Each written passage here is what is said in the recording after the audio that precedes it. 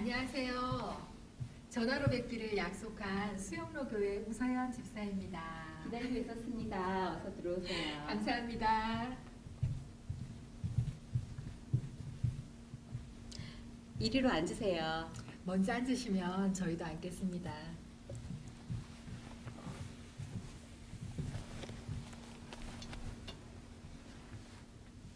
바쁘실 텐데 시간을 내주셔서 감사합니다. 우리 목사님께서 꼭 찾아뵙고 교제의 시간을 가지라고 말씀하셔서 오늘 이렇게 찾아뵙게 되었습니다. 이분은 전천옥 집사님이고 이분은 노미애 집사님입니다. 언제부터 여기 사셨어요? 이사 온 지 한 5년쯤 되었습니다. 네, 그러시군요. 집안 분위기가 참 밝고 꽃꽂이는 너무 예쁘네요. 솜씨가 참 좋으세요. 아니에요. 가찬이십니다. 신앙생활은 언제부터 하셨어요? 친구의 권유로 올해부터 교회 나갑니다. 아, 그러시군요. 처음 뵙는 선생님께 잠깐 제 얘기를 좀 들려드려도 괜찮겠습니까? 네, 말씀하세요. 영생은 영원한 생명을 뜻하지요. 영생을 얻기 이전에 저는 미래에 대한 막연한 불안 때문에 마음에 평안이 없었습니다. 어린 시절 아버지는 술을 자주 드시고는 저희 가정을 너무 힘들게 했기에 저는 늘 마음이 불안했고 그 불안을 감추기 위해 더욱 열심히 살았습니다. 결혼 후에도 그런 상처 때문인지 남편을 사랑하지만 잘 신뢰하지 못했고 제가 우리 가정을 책임져야 한다는 생각이 늘 잠재되어 있었습니다. 그래서 결혼 직후 시작한 사업의 성공에 제 모든 것을 걸게 되었습니다.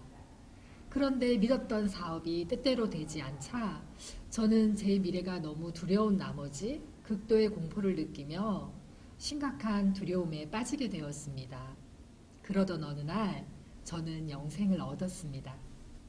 영생을 얻은 후에는 제 마음을 짓누르던 불안은 어느덧 사라지고 제 마음 가운데 평안이 찾아왔습니다.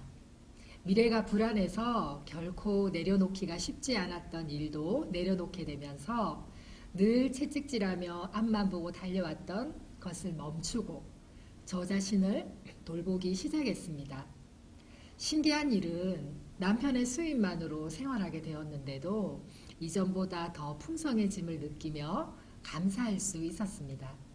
영생을 얻은 저는 더 이상 미래가 불안하지 않습니다. 그 이유는 이 세상의 어떤 것도 어떤 상황도 제 안에 자리 잡은 안정감과 평안을 빼앗을 수 없다는 것을 믿기 때문이지요. 무엇보다 기쁜 것은 제가 영생을 얻었기 때문에 만일 오늘이라도 이 세상을 떠나면 천국에 들어간다는 것을 확신하고 있기 때문입니다.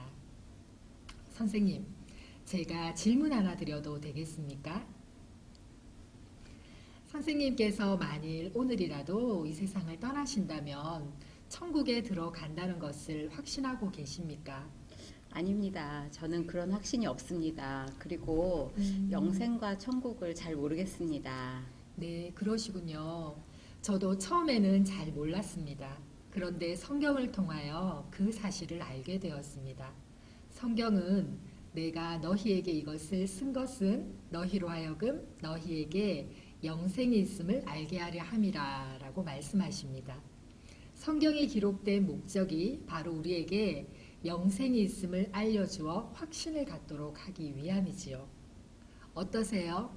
우리 전천옥 집사님은 만일 오늘이라도 이 세상을 떠나신다면 저처럼 천국에 들어간다는 확신이 있으세요? 네, 물론이지요. 우리 노 집사님도 확신이 있으세요? 예, 저도 확신합니다. 저희는 이렇게 영생의 확신을 가지고 기쁘게 살고 있습니다. 선생님, 제가 어떻게 영생을 얻게 되었는지 선생님도 어떻게 하면 저희들처럼 영생을 얻어 천국에 들어간다는 것을 확신할 수 있는지 말씀드려도 되겠습니까? 네, 말씀해 주십시오. 선생님, 그 말씀을 드리기 전에 질문을 하나만 더 드리겠습니다. 선생님은 어떻게 하면 영생을 얻어 천국에 들어갈 수 있다고 생각하십니까? 저는 선한 행위 때문이라고 말씀드릴 수 있을 것 같아요. 그러니까 선생님은 선한 행위 때문이란 말씀이죠. 제가 선생님의 대답을 바로 이해했나요? 네, 그렇습니다. 선생님의 대답을 듣고 보니 선생님께 가장 기쁜 소식을 전해드릴 수 있겠군요. 그 기쁜 소식은 영생은 값없이 주시는 하나님의 선물입니다. 그러므로 영생은 돈이나 공로나 자격을 얻는 것이 아닙니다. 성경은 너희는 그 은혜에 의하여 구원을 받았으니 이것은 너희에게서 난 것이 아니요 하나님의 선물이라. 행위에서 난 것이 아니니 이는 누구든지 자랑하지 못하게 함이라 라고 말씀하십니다. 사실 우리가 살면서 생명과 관계되는 가장 중요한 것은 다 선물로 받았어요. 예를 들면 밝은 햇빛, 공기, 물 등은 값없이 다 선물로 거저 받았습니다. 이와 같이 영생도 하나님이 우리에게 값없이 선물로 주신다는 것입니다. 그렇다면 하나님은 왜 영생을 선물로 주셔야만 할까요? 이것은 성경이 인간에 관하여 하신 말씀을 잘 이해할 때 좀 더 분명히 알 수 있습니다. 인간은 죄인입니다. 그러므로 죄인은 자신을 구원할 수 없습니다. 성경은 모든 사람이 죄를 범하였음에 하나님의 영광에 이르지 못하더니 라고 말씀하십니다. 성경에서는 죄를 이렇게 정의하고 있습니다. 첫째, 강도나 살인, 도적질이나 간음처럼 하지 말아야 할 것을 하는 것이 죄이고, 둘째, 부모 공경이나 이웃사랑처럼 해야 하는 것을 하지 않는 것도 역시 죄이며, 셋째, 교만, 정욕, 미움, 탐심, 시기, 질투, 거짓말처럼 나쁜 마음이나 나쁜 생각을 하는 것도 죄입니다. 그러나 무엇보다도 하나님을 하나님으로 믿지 않는 것이 가장 큰 죄입니다. 이런 기준으로 볼 때 선생님은 하루에 몇 번 정도 죄를 짓는다고 생각하세요? 그렇게 본다면 하루에 수십 번도 더 죄를 짓는 것 같군요. 물론 저도 그래요. 사실 우리는 자신도 모르게 많은 죄를 짓고 살지요. 성경의 기준으로 볼 때 어떤 사람이 하루에 10번이나 5번, 아니 단지 3번만 죄를 짓는다고 생각해 보십시다. 그 사람은 걸어다니는 천사라고 할 수 있을 것입니다. 그러나 그런 천사와 같은 자라도 하루 3번이면 1년이면 1000번 이상, 90평생을 산다면 9만 번 이상의 죄를 짓게 되는 셈이지요.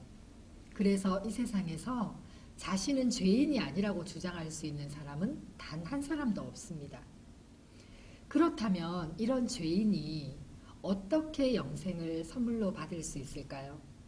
이것은 성경이 하나님에 관하여 하신 말씀을 잘 이해할 때 좀 더 분명히 알 수 있습니다. 하나님은 자비로우셔서 우리를 벌하시는 것을 원치 않으십니다. 하지만 하나님은 의로우시기 때문에 반드시 우리 죄를 벌하셔야만 합니다. 성경은 하나님은 사랑이심이라 라고 말씀하십니다. 하지만 벌을 면제하지는 아니하고 보응하리라 라고 말씀하십니다.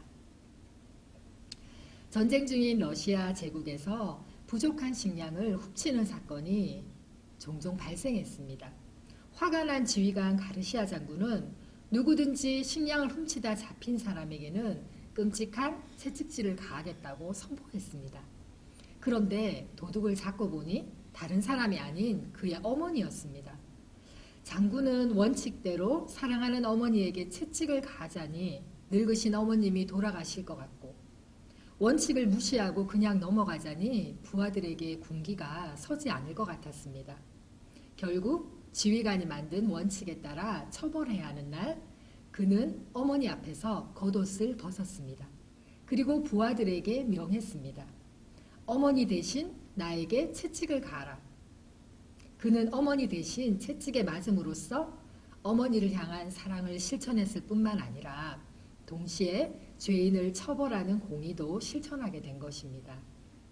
이처럼 자비로우시고 의로우신 하나님은 우리의 죄 문제를 예수 그리스도 안에서 단번에 해결하셨습니다. 예수 그리스도는 참 하나님이신 동시에 참 인간이십니다. 예수 그리스도는 우리에게 영생을 선물로 주시기 위하여 십자가에서 죽으심으로 우리의 죄값을 대신 치르시고 부활하셨습니다. 이 책이 제가 태어나서 지금까지 지은 모든 죄와 모든 생각, 모든 말, 모든 행위가 낱낱이 기록되어 있는 책이라고 생각해 보십시다.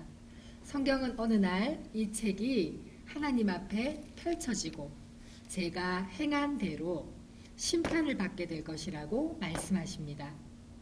그런데 바로 이 책에 기록된 저의 죄가 문제입니다. 하나님은 저를 사랑하시기 때문에 저를 벌하실 수도 없고 또한 하나님은 의로우시기 때문에 저의 죄는 반드시 벌하셔야만 합니다. 이 문제를 해결하기 위하여 하나님은 그의 사랑하시는 아들 예수 그리스도를 이 세상에 보내셨습니다. 성경은 우리는 다 양 같아서 그릇 행하여 각기 제 길로 갔거늘 여호와께서는 우리 모두의 죄악을 그에게 예수 그리스도에게 담당시키셨도다라고 말씀하십니다. 하나님이 미워하시는 저의 모든 죄가 그의 사랑하시는 아들 예수 그리스도께로 옮겨졌습니다. 예수 그리스도는 그 자신의 몸으로 우리의 모든 죄값을 치르시기 위하여 친히 십자가에 달려 돌아가셨습니다. 십자가 위에서 우리의 죄값이 다 치러졌을 때 예수 그리스도께서는 다 이루었다라고 말씀하셨습니다. 범죄한 우리의 모든 죄값을 예수 그리스도께서 대신 갚아주신 것입니다. 예수 그리스도는 우리의 모든 죄값을 치르신 후 사흘 만에 부활하셔서 우리에게 영생을 선물로 주시기 위하여 승천하셨습니다. 지금 예수님은 영생을 선물로 주시고자 하십니다. 그렇다면 우리가 이 영생의 선물을 어떻게 받을 수가 있을까요? 이 영생의 선물은 오직 예수 그리스도를 믿음으로 받습니다. 그러나 중요한 사실은 단순한 지식적 동의와 일시적 현세적 믿음은 구원받는 믿음이 아닙니다. 구원받는 참 믿음은 우리의 구원을 위해서 오직 예수 그리스도만을 신뢰하는 것입니다. 성경은 주 예수를 믿으라. 그리하면 너와 내 집이 구원을 받으리라 라고 말씀하십니다. 구원받는 참 믿음이 무엇인지 이 의자를 가지고 설명하겠습니다. 여기 의자가 있다는 사실을 알고 계시지요? 그러나 단순히 의자가 여기 있다는 것만 알고 앉지 않는다면 여기 있는 의자가 저에게 무슨 소용이 있겠습니까? 송구한 말씀이지만 이 의자를 예수님이라고 가정해 봅시다.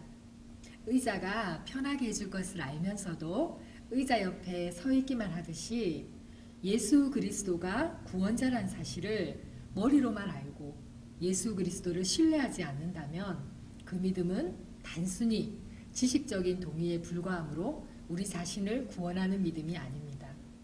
또한 예수 그리스도를 건강 문제, 재정 문제, 자녀 문제 등 일시적이고 현실적인 문제들만 해결할 뿐으로 알고 각종 문제들은 예수 그리스도께 부탁드리면서도 자신은 여전히 예수 그리스도를 신뢰하지 않는다면 그 믿음은 일시적, 현세적 문제만을 해결하려는 믿음으로 우리 자신을 구원하는 믿음이 아닙니다. 성경이 가르치는 구원받는 참 믿음은 자신의 모든 문제를 가지고 이처럼 자기 자신이 예수님을 온전히 신뢰하는 것을 말합니다.